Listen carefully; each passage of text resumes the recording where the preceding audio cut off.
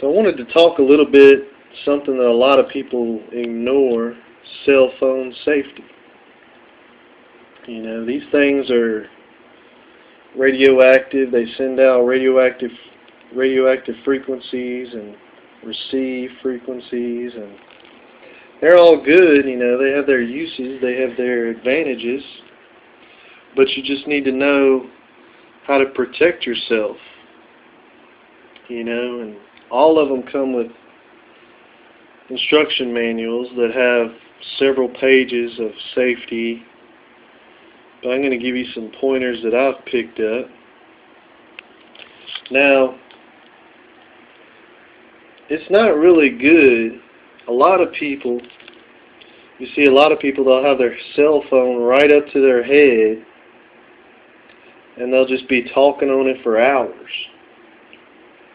And that's like standing right next to a microwave. You don't see the waves, but they're there.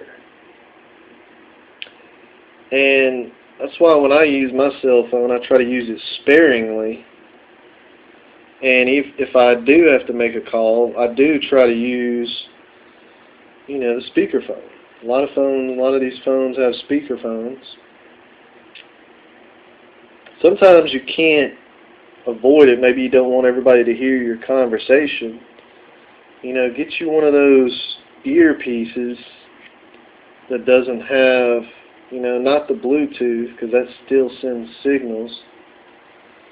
But I'm talking about just a standard wire cable.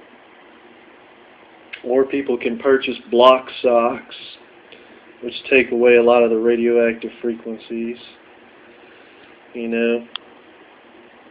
But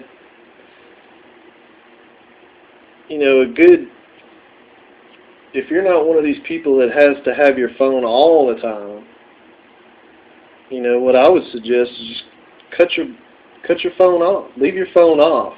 Check it whenever you need. Check it. Check it every 30 minutes. Check it every hour. Turn it on. Check it. There's no reason to be really running it constantly and have it in your pocket or on your side, you're just putting like a microwave on you. So if you do have to carry it on you in your pocket or on your hip or purse or whatever, cut it off. You'll save battery power. Check it. If you're waiting for a call, it's okay to have it on there. But use it smartly. And that's why they call it a smartphone, because you should be smart when you're using it.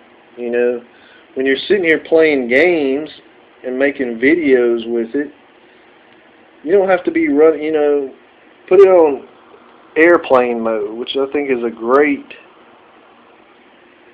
thing, because that'll take off all the signal. And these things put off a signal because they don't want you to use them on an airplane. That's proof right there that these things send out signals. They have radiation. And you can look at tons of videos on YouTube of people that have enough money to buy the testers, and they'll put the tester next to it, and even on standby it'll still be emitting frequencies. But especially when you're making calls or stuff like that, it's going to be emitting frequencies. So when you're just using your camera, you don't need to be getting fried at the same time.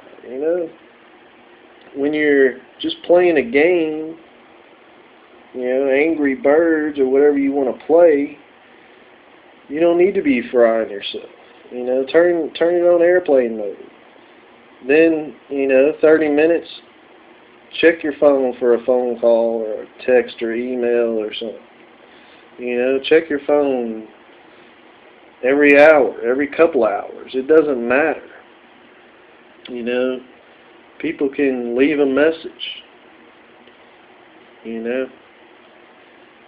tell them that on your phone. Tell them, hey, I don't leave my phone on, so leave a message. So there are smart ways to deal with the smartphone. And another good option some people have is when they're sending a text message, You might have the little microphone where you can just keep it kind of away from you and just speak, and it'll do your texting for you. You know, at least texting ain't as bad. You're not putting it right up to your head, which I think is really dumb.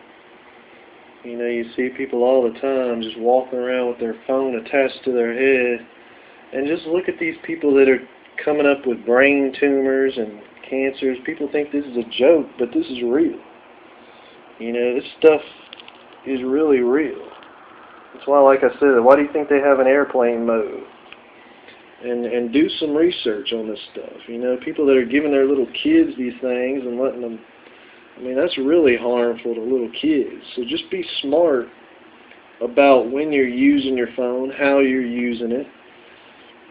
You can still use the phone and have the technology, but be smart about it. You know, when you're playing Angry Birds for an hour, you don't need to be radiating yourself. You know, when you want to use this thing for an alarm clock at night, don't leave it on and put it right by your head. You know, at least put this thing on airplane mode or something. So those are just a few little tips that I wanted to give for cell phone safety. You know, be smart about which technology is awesome. Cell phones are awesome. But there's a smart way to utilize everything. Just like a microwave is awesome, but you're not going to stand right in front of it for 30 minutes. I mean, let's just get real. So why do that with this? This puts out the same frequencies.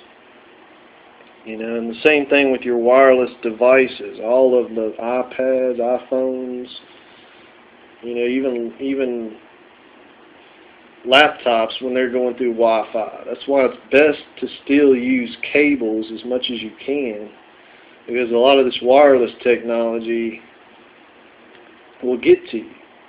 And I've learned this because there's, you know, when I first knew little about this stuff, and I would mess with a cell phone all day, leave it on, leave it right on me, leave it beside me, you know, I would start feeling kind of weird. I would start feeling the radiation. So just know that, you know, you have to be smart about your cell phones. All these unlimited plans, and everybody just wants to stay on their phone 24/7, and they don't realize the dangers at the same time that these things face. And of course, you know, cell phone companies aren't going to be all upfront about this because they want us to keep selling phones and selling plans. And it's fine to have a phone. It's fine to have a plan. I'm not saying don't get one. I'm just saying, just like anything, just like you know the risk when you get in a car. You put on your seatbelt. You drive carefully. You follow the red lights. Same thing with technology. You know, there's a use for it. And if you're smart about it, you can be safe with it as well. So stay safe out there, and God bless.